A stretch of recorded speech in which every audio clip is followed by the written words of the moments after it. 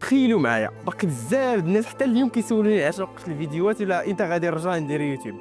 بعض المرات حتى الناس ما كنعرفهمش كنلقاهم في الزنقه وكيسولوني نفس السؤال، وفي الحقيقه ما عندي باش نجاوبهم، ما تيكونش عندي شي جواب واضح، حيت كنحاول مره نرجع نصور شي حاجه بحال الاول، ولكن في الاخر كنلقى بلي داكشي اللي صورت ما عنده حتى شي معنى.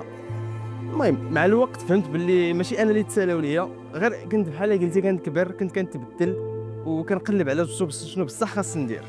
المهم دابا هاني رجعت برؤيه جديده، محتوى مختلف كليا الحمد لله، وشي حاجه صادقه، شي حاجه معمقه وكتشبه ليا.